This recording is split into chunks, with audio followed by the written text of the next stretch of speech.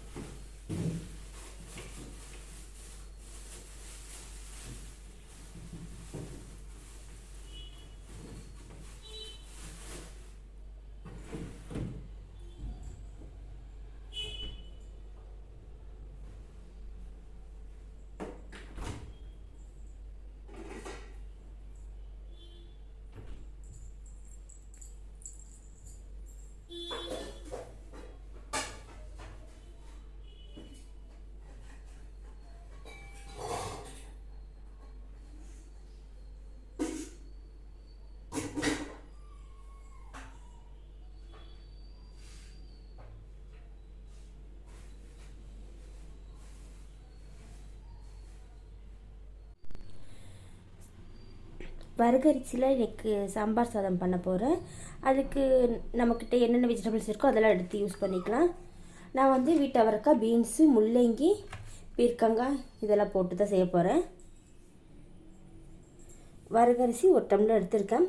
தண்ணி ஊற்றி ஊற வச்சுக்கலாம்.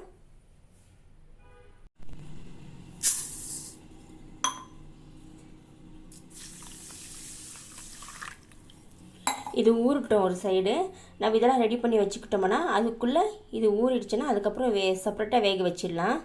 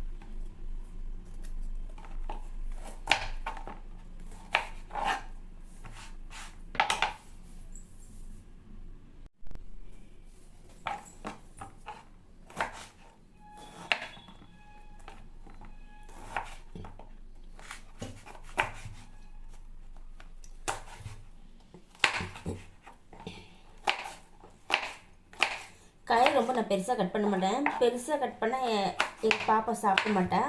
அதனால நான் சின்ன சின்னதாக நறுக்கிக்கிறேன்.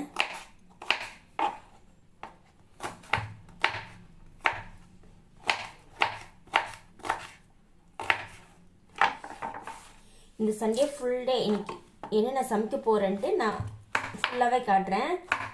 மார்னிங் டிஃபனுக்காக தான் இந்த ரைஸ் பண்ணுறேன். வெயிட் லாஸ் பண்ணணும்னு நினைக்கிறவங்க இந்த ரைஸ் எடுத்துக்கலாம். உடம்புக்கு ரொம்ப நல்லது. வயசானவங்களாம் இந்த மாதிரி ரைஸ் எடுத்துக்கிறது ரொம்ப ஜீரணம் சீக்கிரம் ஆகும். ரொம்ப ஹெல்த்தியும் கூட தான்.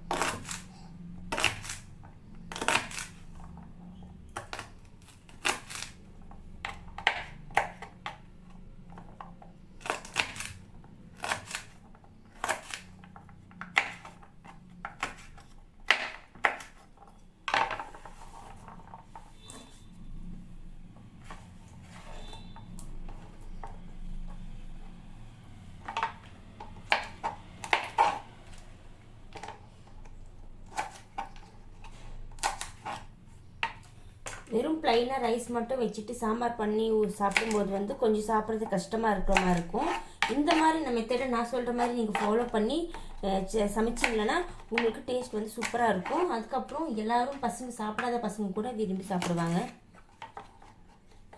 ஏன்னா என் பொண்ணு தான் சாப்பிட மாட்டா, அவளுக்காக தான் நான் இவ்வளவும் பண்ணிகிட்ருக்கேன். எவ்வளோ நல்லா பண்ணாலும் அவள் சாப்பிட மாட்டான். இந்த ரைஸு ரொம்ப திட்டி வற்புறுத்தி தான் கொடுத்தாதான் அவள் சாப்பிடுவா. நான் எப்பவுமே இப்படி தான் வெஜிடபிள் சைடெலாம் க்ளீன் பண்ணிவிட்டு இப்படி ஒன்றா வச்சு கட் பண்ணிக்குவேன். இப்படி நேரமும் நமக்கு சீக்கிரமாக மிச்சமாகும்.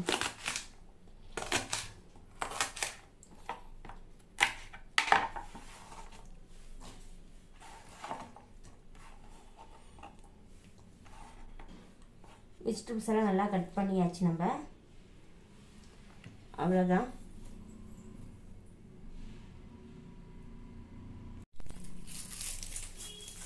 சின்ன வெங்காயமும் பூண்டு தான் க்ளீன் பண்ணிக்கலாம்.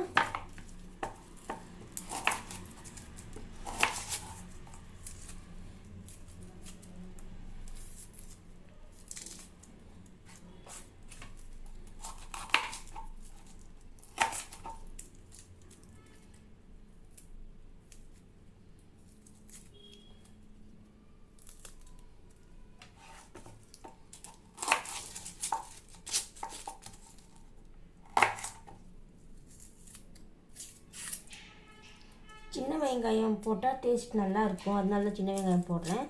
பெரிய வெங்காயம் தான் இருக்குன்னா அதுக்கும் நீங்கள் யூஸ் பண்ணிக்கோங்க. நான் ரெண்டும் மிக்ஸ் பண்ணி தான் போடுவேன். இன்றைக்கி சின்ன வெங்காயம் மட்டும்தான் எடுத்திருக்கேன்.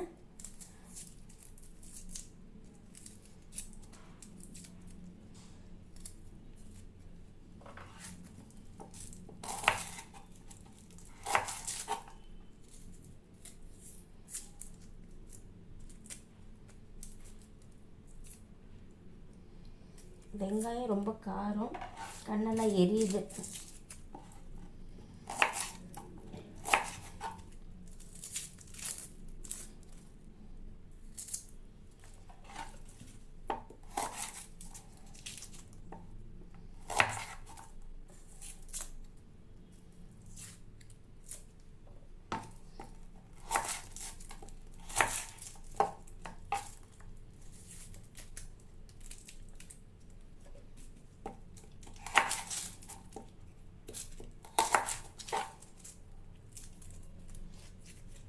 வரகரிசியில் அது பண்ணிகிட்ருக்கேன் சாம்பார் சாதத்தில்.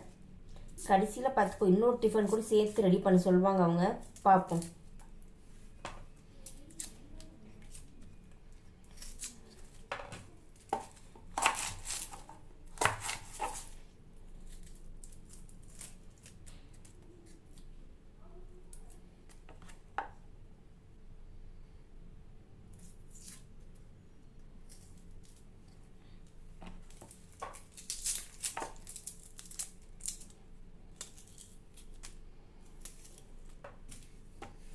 கண்ணில் தண்ணி வருது.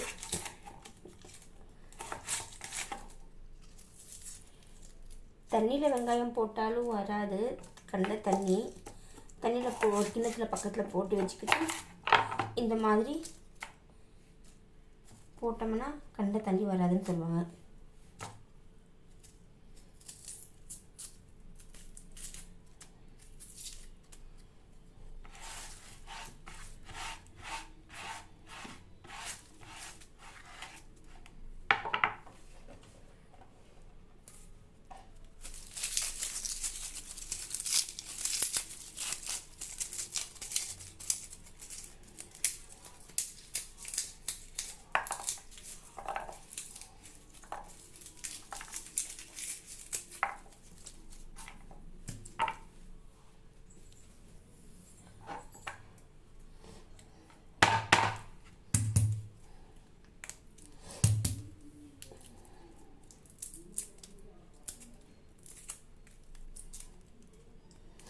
வீடியோ எதுவுமே நான் ஸ்கிப் பண்ண போகிறதில்ல, நான் ஃபுல்லாக அப்படியே காட்டுறேன். நான் என்ன வேலை செய்கிறேன்றது அப்படி தெளிவாக காட்டுறேன். எந்த இதுவும் நான் ஸ்கிப் பண்ணாமல் உங்களுக்கு தெளிவாக காட்டுறேன். என்னடா பேசுகிறாளே நினைக்க வேணாம், என்ன பேசணும்னு தெரியாம பேசுகிறேன்.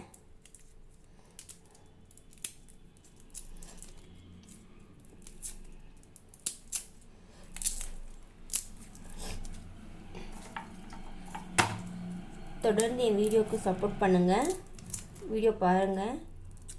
உங்களோட சப்போர்ட் பண்ணால் தான் எனக்கு தொடர்ந்து வீடியோ போடுறதுக்கு ஒரு மோட்டிவேஷனாக இருக்கும்.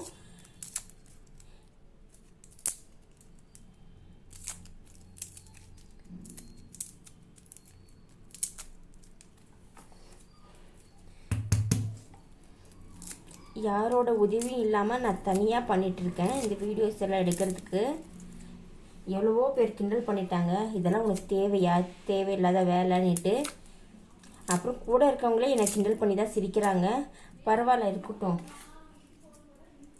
அவங்க எவ்வளோ கிண்டல் பண்ணாலும் நான் இது விடக்கூடாதுன்ட்டு தான் ஒரு முயற்சி பண்ணிகிட்ருக்கேன். ஷார்ட்ஸ்லலாம் அப்படியே ஸ்பீச் மாதிரி பண்ணி போடுறேன். ஆனால் அங்கங்கே எனக்கு சொல்லும் போது திக்கிடுது வார்த்தைகள்.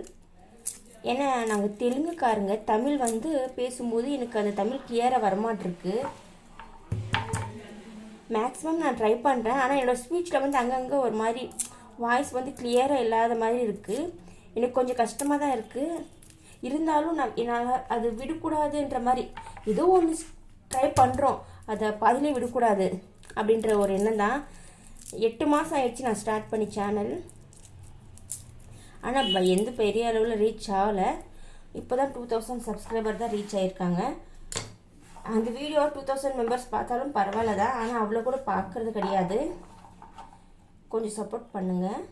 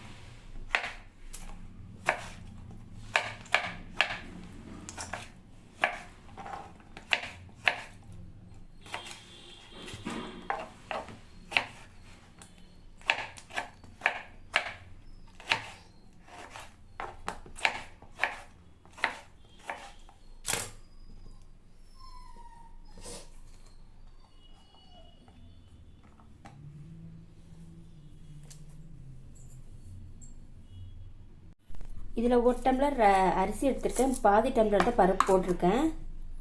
இது க்ளீன் பண்ணி தண்ணி ஊற்றி க்ளீன் பண்ணிடலாம்.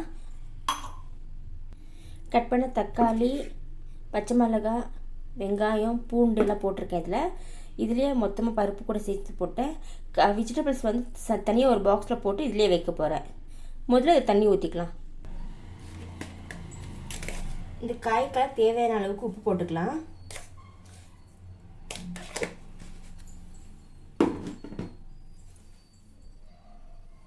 இந்த பருப்புக்கு தண்ணி ஊற்றிடலாம்.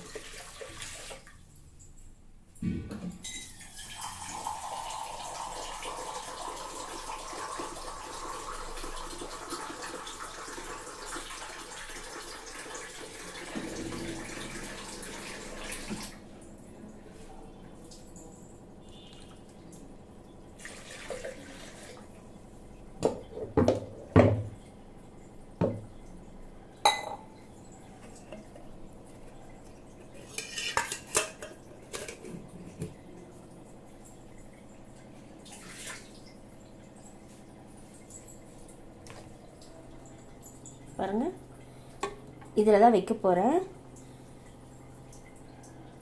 விசில் போட்டு எடுத்துக்கலாம். ஒரு 15 நிமிஷம் போல் வேகட்டும்.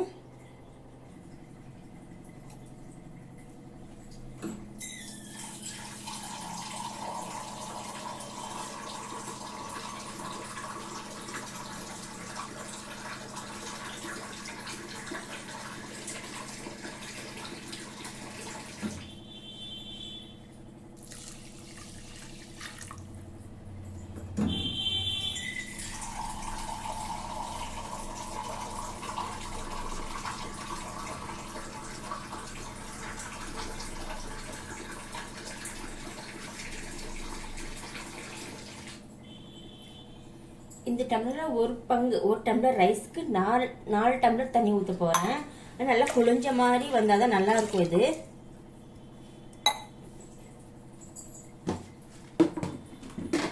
பவர் கட் ஆகிடுச்சு. சரி, 15 நிமிஷம் அது வேகட்டும். அதுக்குள்ளே வந்துட்டு பவர் வந்துடும். அதுக்கப்புறம் நான் தொடர்ந்து வீடியோ எடுக்கிறேன். இருட்டிலே எடுத்திருக்கேன் பாருங்கள். வேஸ்ட்டில் அது மாதிரி ஒரு பாக்ஸில் போட்டு நல்லா எடுத்து வச்சுக்குவேன். மேலே செடிங்களுக்கெல்லாம் இது உரமாக நான் ரெடி பண்ணிவிடுவேன். லாஸ்ட் வீடியோலே இது சொல்லியிருப்பேன்னு நினைக்கிறேன். இந்த மாதிரி வேஸ்டேஜ் எல்லாம் வந்துச்சுன்னா வீட்டில் நீங்கள் செடிங்க வச்சுருக்கீங்கன்னா இது தூக்கி போட வேணாம். அப்படியே வச்சு மேலே ஏதாச்சும் ஒரு வேஸ்ட்டு பாக்ஸு இல்லை ஏதாச்சும் இருந்துச்சுன்னா பக்கெட் மாதிரி ஏதோ உடஞ்சது இருந்தால் கூட அதில் போட்டுட்டு நீங்கள் ஸ்டோர் பண்ணி காய வச்சு அதில் லைட்டாக மண் தூவி நீங்கள் யூஸ் பண்ணிங்களன்னா செடியெல்லாம் நல்லா வளரும். எனக்கு ரோஸ் செடியில் 1 பூ 2 பூ பூக்கிறதே பெரிய விஷயம். ஒரு பூ பூத்ததுக்கப்புறம் அது மலர்ந்து எனக்கு கடிச்சதுக்கப்புறம் தான் அடுத்த பூ பூக்கும். ஆனால் என் செடியில் வந்துட்டு பார்த்தீங்கன்னா இப்போது 5 பூ பூக்கிறதுக்கு ரெடியாக இருக்குது. ஒரு பூ நேற்று பூத்திடுச்சு, எடுத்துட்டேன். வேணுமா அந்த பூ உங்களுக்கு காட்டுறேன் வாங்க.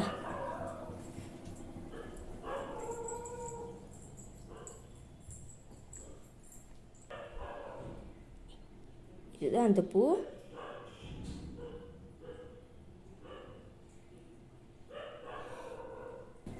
அஞ்சு மொட்டு மேலே ரெடியாக இருக்குது. அடுத்தது அது பூக்கும். வேணும்னா நான் மாடிக்கு போகும்போது அந்த 5 மொட்டு பூவும் உங்களுக்கு நான் காட்டுறேன். தாளிக்கிறதுக்கு சின்ன வெங்காயம் சும்மா ஒரு 4 வச்சுருக்கேன். 4 பல்லு பூண்டு, பெரிய பல்லு தான். சும்மா இதை அப்படியே தட்டி வச்சுக்கிட்டோம்னா தாளிக்கும் போது நல்ல மணமாக இருக்கும். பாருங்கள், இந்த மாதிரி தட்டி வச்சுக்குவேன். எப்பயுமே நான் தட்டி தான் போடுவேன். பருப்பு கூடையும் போட்டிருக்கேன். ப்ளஸ் தாளிக்கும் போது இது மாதிரி போட்டுருவேன். இந்த சின்ன வெங்காயம் இருக்கு இல்லைங்களா, இது மாதிரி கொஞ்சம் ஸ்லைஸியாக சின்னதாக கட் பண்ணிக்கிட்டு அதுக்கப்புறம் இதுவும் நான் அந்த கல்லை வச்சு நல்லா இடிச்சிடுவேன். இடிச்சதுக்கப்புறம் கொஞ்சம் ஜூஸியாக இருக்கும் பார்க்கறதுக்கு. ஆனால் தாளிக்கும் போது நல்ல மணமாக இருக்கும். கொஞ்சம் தமிழ் வார்த்தைகள் கொஞ்சம் வேற மாதிரி இருந்தால் கொஞ்சம் அட்ஜஸ்ட் பண்ணிக்கோங்க.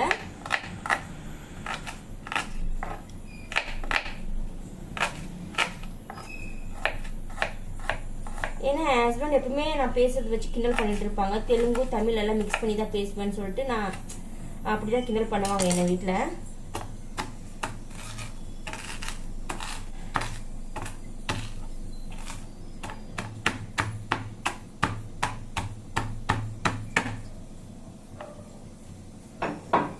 பாருங்க, இந்த மாதிரி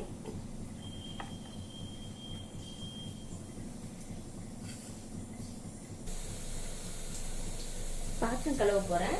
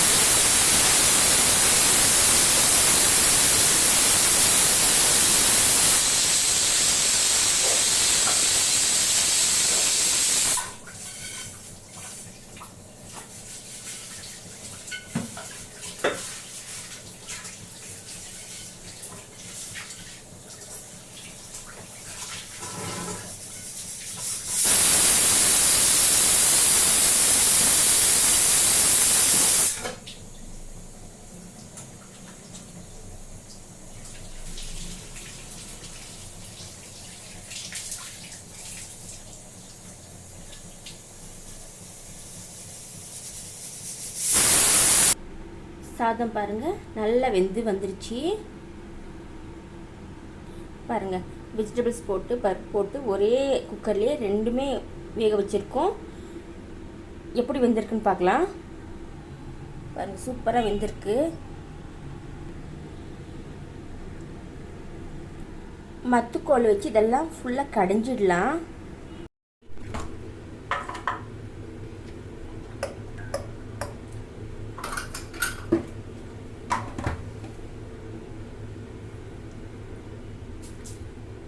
கடுகு, கொஞ்சம் சீரகம் போட்டுக்கலாம், வெந்தயம், மிளகு,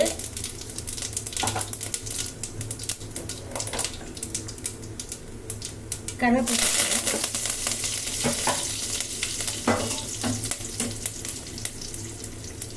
இடிச்சு வச்சிருக்கல பூண்டு அது போட்டுக்கலாம்.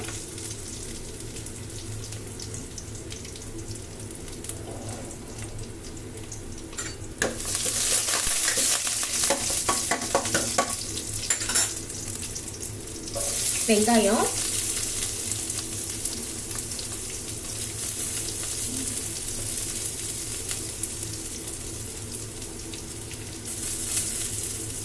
கொத்தமல்லி இலையை இப்பயே போட்டுறேன்.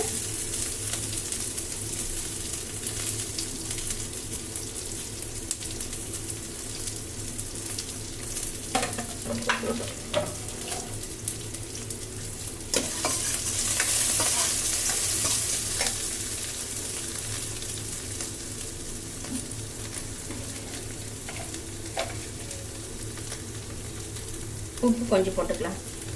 ஆல்ரெடி ரைஸில் உப்பு போட்டிருக்கேன், காயிலையும் உப்பு போட்டு வச்சுருக்கேன், பருப்பில் தான் போடல.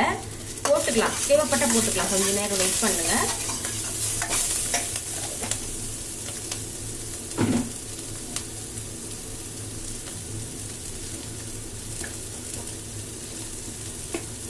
முந்திரி போட்டுக்கிறேன்.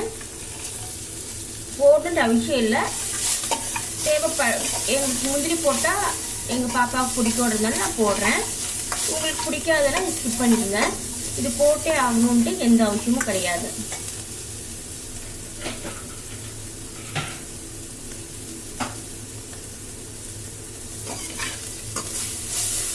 முந்திரியை ஃபர்ஸ்டே போட்டால் ரொம்ப கருகுன மாதிரி ஆகிடும். இது லைட்டாக ஆயிலில் ஃப்ரை ஆனாவே போதும், டேஸ்ட்டாக இருக்கும் நம்ம சாப்பிட்றதுக்கு. சும்மாவே சாப்பிட்டா அது நல்லா தான் இருக்கும். அதனால் நம்ம வந்து ரொம்ப ஃப்ரை பண்ணோன்ட்டு இல்லை. அது ஃபஸ்ட்டு வெங்காயத்தை எல்லாம் போட்டு வணக்கினதுக்கப்புறம் ஃபைனலாக போட்டுக்குங்க.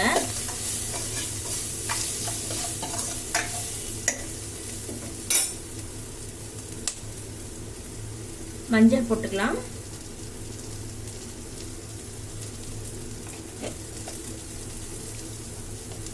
மிளகாய் தூள், இது வந்து சாம்பார் தூள்,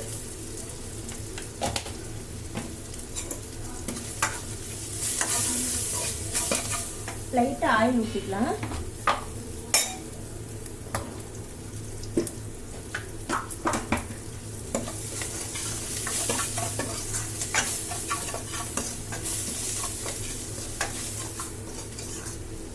பாருங்க, பார்க்கறதுக்கு ஒரு சூப்பராக கலர்ஃபுல்லாக இருக்கு.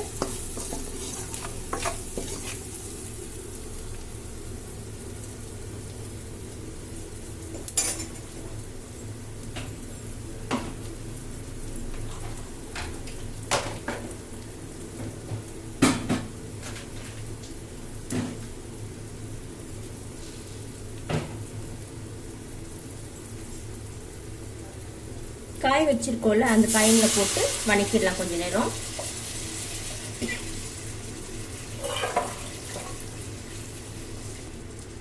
பெருங்காய பொடி கொஞ்சமா போட்டுக்கலாம்.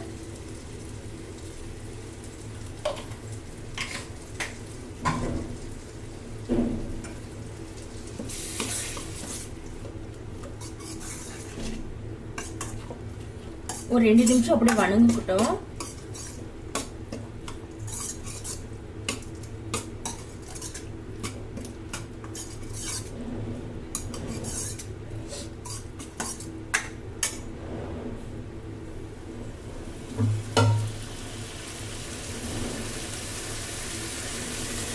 பருப்பு கடைஞ்சிருக்கோம்ல அது ஊற்றிக்கலாம்.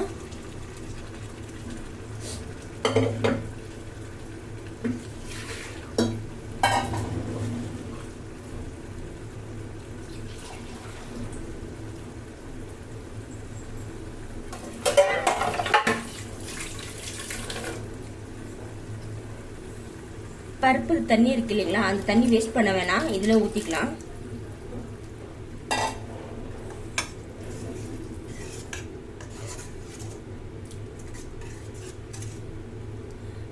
இது வந்து நம்ம சாம்பார் மாதிரி இப்படியே கூட சாப்பிடலாம். அது தனித்தனியா போட்டு நான் வந்துட்டு அந்த ரைஸ் வேக வச்சிருக்கேன் இல்லைங்களா சாப்பாடு, அந்த சாப்பாடையும் இதுல கொட்டி நான் கிளற போறேன். இது ஒரு 2 நிமிஷம் போல கொதி வரட்டும், வெயிட் பண்ணலாம். உப்பு காரம் எல்லாம் கரெக்டா இருக்கான்னு ஒரு டைம் செக் பண்ணி பாத்துக்கலாம்.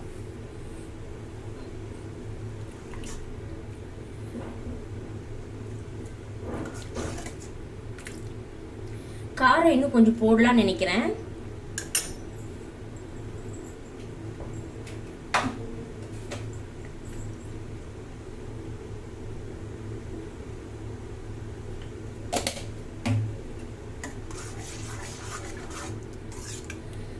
ஒருவேளை அந்த சாப்பாடு கொட்டும் போது இது கட்டியா மாறிச்சுன்னா நம்ம லைட்டா தண்ணி விட்டுக்கலாம்.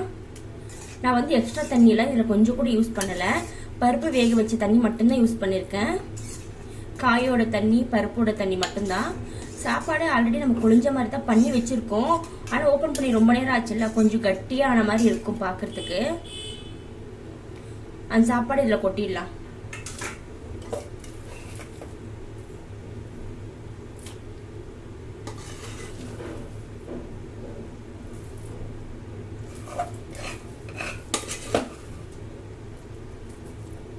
இதுலயே பொங்கல் பண்ணலாம், சூப்பரா இருக்கும்.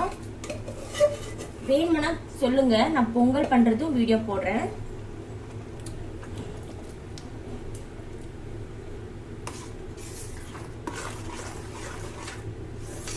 பாருங்க கரெக்டா இருக்கு. ஆனா இப்ப சுட சுட சாப்பிட்டோம்னா கரெக்டா இருக்கும். கொஞ்ச நேரம் விட்டா ட்ரை ஆயிடும்.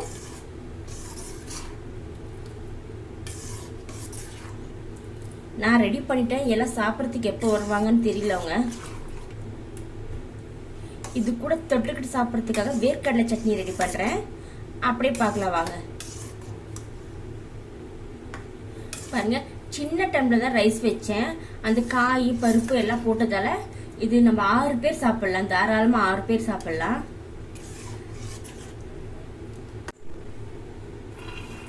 நான் சொன்ன மெத்தட்ல சட்னி ரெடி பண்ணீங்கன்னா டேஸ்ட் வந்து ரொம்ப சூப்பரா இருக்கும்.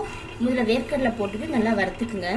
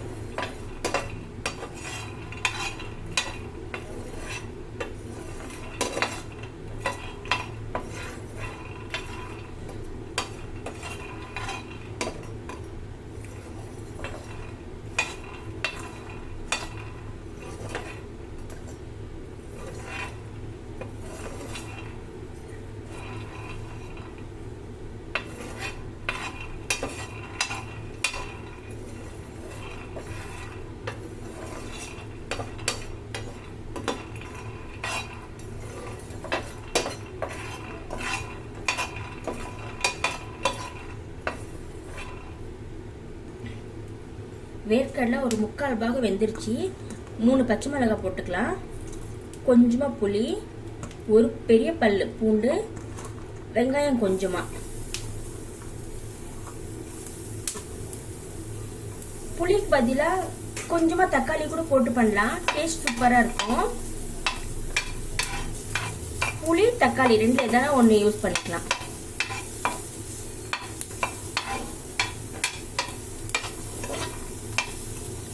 மிக்சியில் போட்டு அரைக்கும் போது வந்து நான் கொத்தமல்லி இலையும் சேர்த்து யூஸ் பண்ணிக்குவேன். ஆனால் அது வறுக்க மாட்டேன், அது அப்படியே பச்சையாகவே போட்டுக்குவேன். பாருங்க, வறுக்கும் போதே எவ்வளோ மணமா இருக்கு.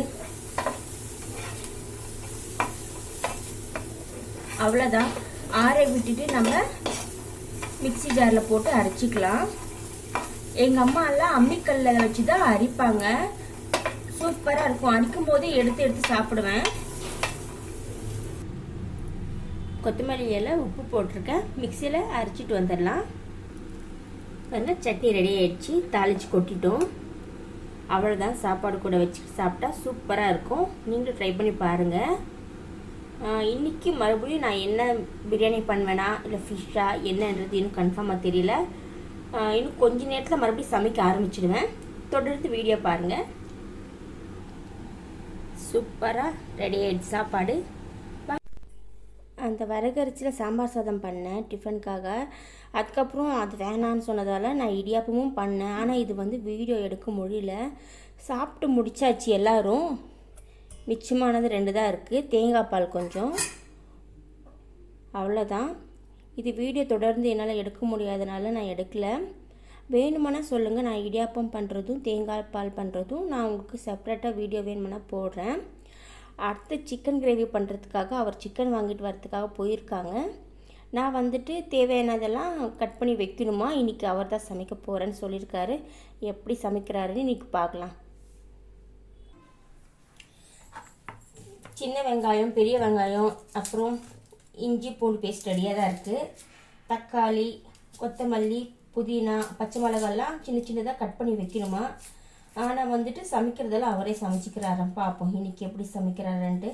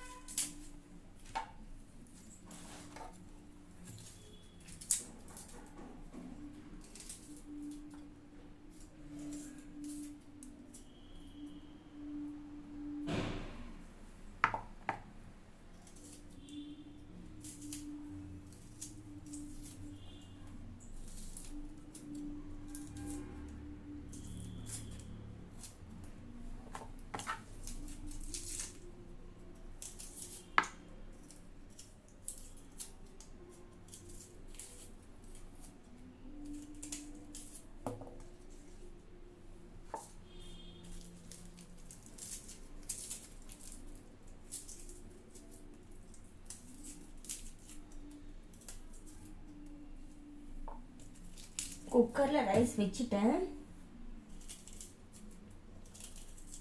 அந்த கிரேவி மட்டும்தான் அவர் பண்ண போகிறாராம். எதுக்காக பண்ண போகிறாரான்னு நான் பெஸ்ட்டாக பண்ண போகிறேன் பாருன்னு சொல்லிட்டு இருக்காரு.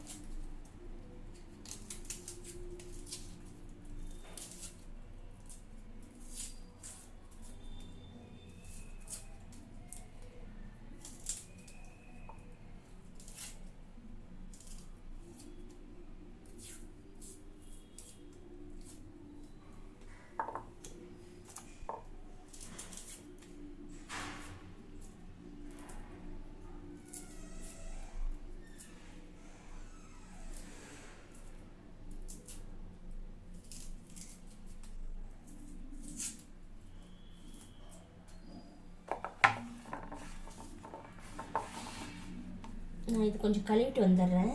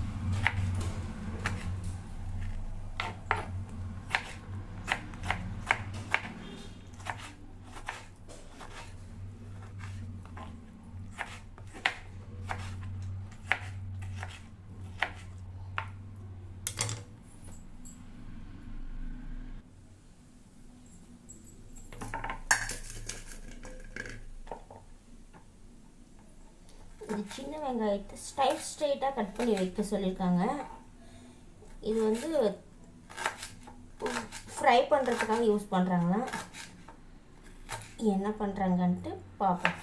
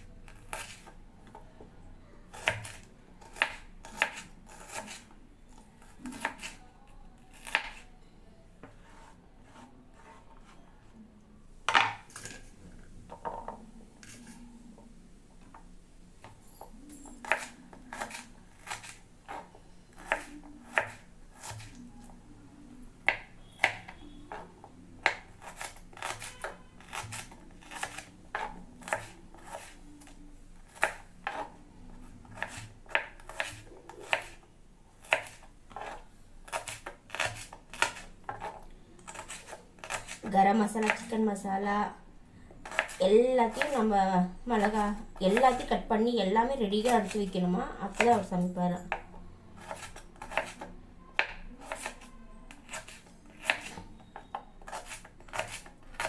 சிக்கன் வாங்கிறதுக்காக தான் போயிருக்காங்க, அதுக்குள்ளே நான் எல்லாத்தையும் ரெடி பண்ணி வச்சிடுறேன்.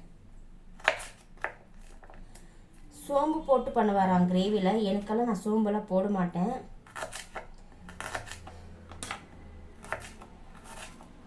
அவர் பண்ணட்டோன்றதுக்காக தான் நான் சொல்லிகிட்ருக்கேன். மற்றபடி ஒன்றும் சோம்பலாக போட்டு சமைச்சாலாம் எனக்கு நான்வெஜ்க்கெல்லாம் பிடிக்காது.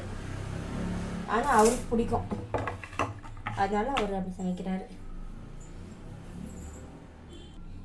தக்காளி ரெடியாக இருக்குது, எல்லாம் கட் பண்ணி வச்சுருக்கிறதெல்லாம் ரெடியாக இருக்குது. தேவையானதெல்லாம் எடுத்து வச்சுட்டேன். எல்லாமே இஞ்சி பூண்டு பேஸ்ட்டு, கரம் மசாலா, தனியாத்தூள், மிளகாத்தூள், மஞ்சத்தூள், உப்பு எல்லாமே வச்சுட்டேன். அவர் எப்படி பண்ணுறாருன்னு பார்க்கலாம். இதோ அவர் ரெடி பண்ணிட்டாரு. நாட்டுக்கோழி சிக்கன் கிரேவி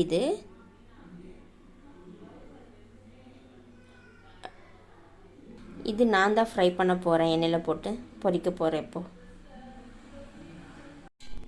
ஆயில் வந்து நான் கொஞ்சமாக தான் ஊற்றிருக்கேன். ஏன்னா வந்துட்டு ஃப்ரை பண்ண ஆயில் நான் மறுபடியும் யூஸ் பண்ண மாட்டேன். போண்டா வடைனா மறுபடியும் யூஸ் பண்ணுவேன். சிக்கன் அதுக்கப்புறம் மீன் இது மாதிரி வறுக்கும்போது வந்து அதை வந்து நான் ரீயூஸ் பண்ண மாட்டேன்.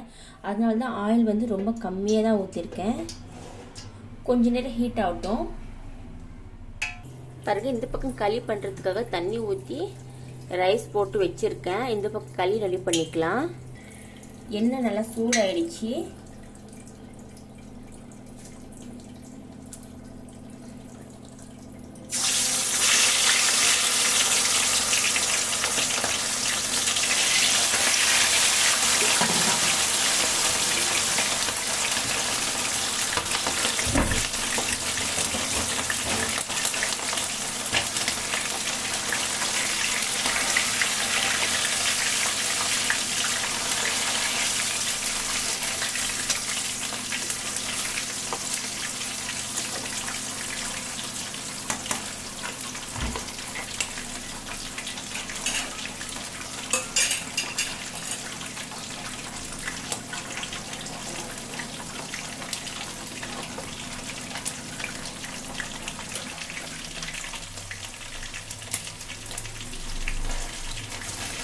ரொம்ப ஃபாஸ்ட்டாக வைக்கல, நான் கொஞ்சம் மீடியம் ஃப்ளேமில் தான் வச்சுருக்கேன்.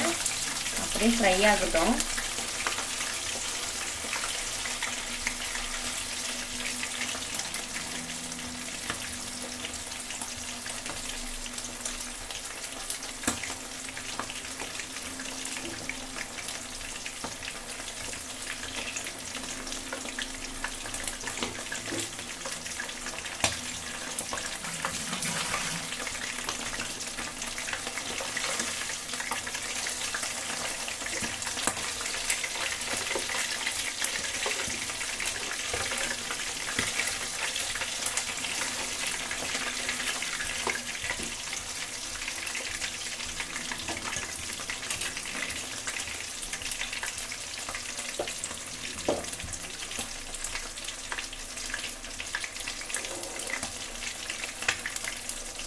நான் ஆயில் கம்மியாக ஊற்றிக்கிறதுனால நம்ம திருப்பி போட்டு நல்லா ஃப்ரை பண்ணிக்கலாம்.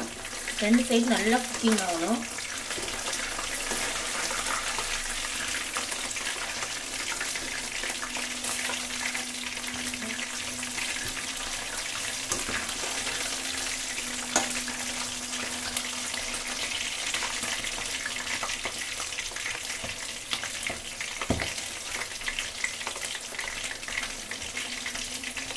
நான் எந்த இடத்துல ஸ்கிப் பண்ண போகிறதில்ல. நான் எவ்வளோ நேரம் குக் பண்ணுறேன்னு நான் அப்படியே காட்டுறேன்.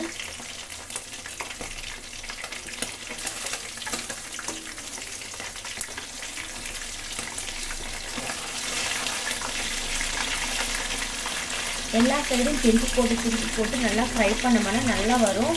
நான் வந்து இதுக்கு மிளகாத்தூள், கார்ன்ஃப்ளவர் பவுடர் போட்டிருக்கேன், இஞ்சி பூண்டு பேஸ்ட்டு, உப்பு, அதுக்கப்புறம் லைட்டாக மஞ்சள் போட்டிருக்கேன். ஃபுட் கலரிங்கெல்லாம் எதுவுமே நான் போடல, அதனால தான் இந்தளவுக்கு இருக்குது. இல்லைன்னா ரொம்ப கலர்ஃபுல்லாக நல்லா வந்திருக்கும். எனக்கு இதே பெட்டராக தான் இருக்குது. எனக்கு இது பிடிச்சிருக்கு. நான் ஃபிஷ் ஃப்ரையும் பண்ண போகிறேன். ஃபிஷ் ஃப்ரை பண்ணிவிட்டு அதுக்கப்புறம் மீனும் புளி ஊற்றி குழம்பு பண்ண போகிறேன்.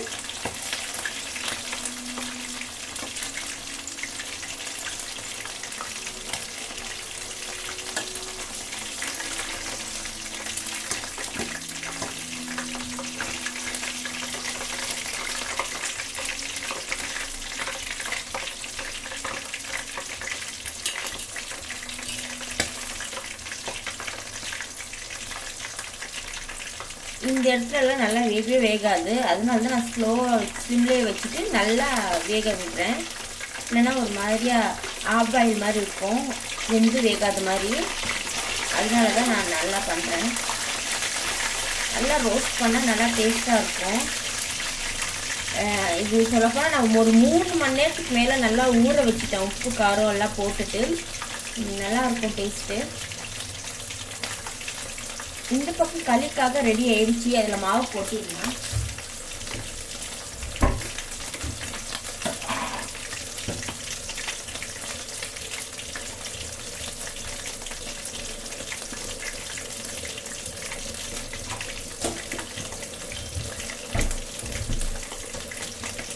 ஸ்மெல் சூப்பராக வருது.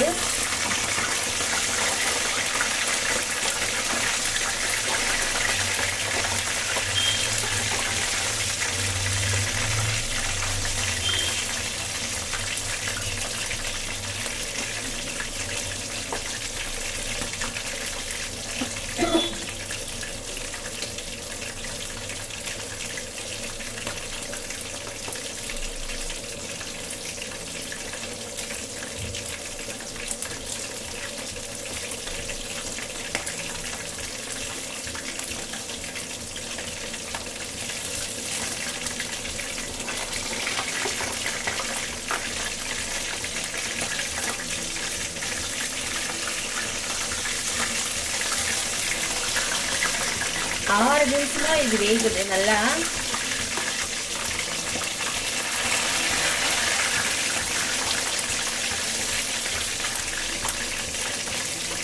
நல்லா குக்கிங் ஆயிடுச்சு. எடுத்துடலாம்.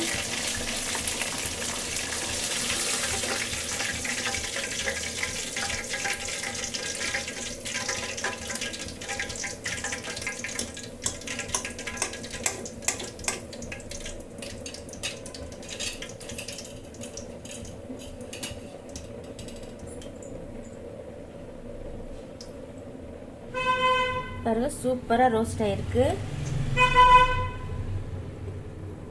சாப்பிட்டு பார்த்து எப்படி இருக்குன்னு சொல்கிறேன். பாருங்க, களி வந்து நல்லா ரெடி ஆகிட்டு வருது. இன்னும் 2 நிமிஷத்தில் இது வந்து நல்லா இப்போ ரெடி பண்ணிடலாம். ரெடி பண்ணிட்டு உங்களுக்கு காட்டுறேன் எப்படி இருக்குன்னு சொல்கிறேன்.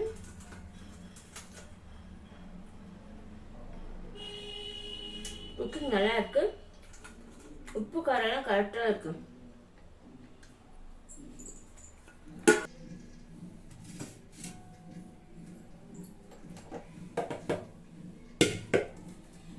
களி ரெடி ஆயிடுச்சு. நான் எப்படி உருண்டை பிடிக்கிறேன்னு பாருங்க.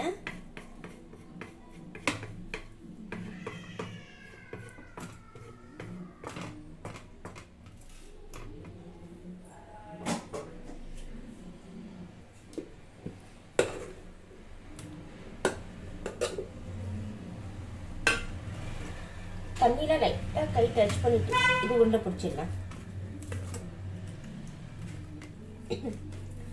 நிறைய பேர் களினா தண்ணி ஊற்றி மிக்ஸ் பண்ணி அதே அப்படியே போடுறது தான் களி மாதிரி சொல்லுவாங்க. அப்படி தான் பண்ணுறாங்க. நாங்கள் வந்து ரைஸ் எல்லாம் போட்டு அப்படி உருண்டை பிடிக்கிற மாதிரியே பண்ணுவோம். அதையும் களி தான் சொல்லுவாங்க. எங்கள் வீட்டிலலாம் இப்படி தான் பண்ணுவாங்க. ரொம்ப கை சூடாக இருக்கும், அதனால தண்ணி பக்கத்தில் வச்சுக்கிட்டு கை லைட்டாக நினச்சி இப்படியே உருண்டை பிடிச்சிக்கலாம்.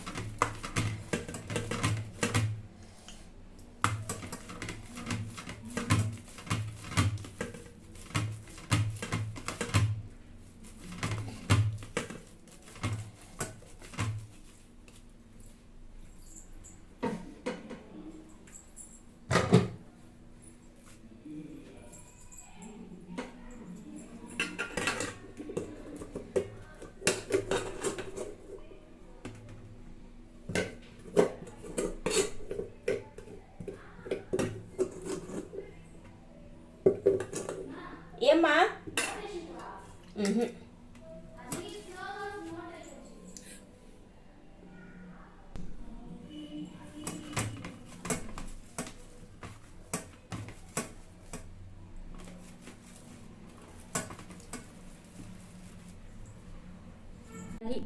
ரெடி ஆயிடுச்சு. ஹாட் பாக்ஸில் போட்டு வச்சாச்சு. க்ளோஸ் பண்ணி வச்சிடலாம். சூடாக இருக்கும் அப்படியே.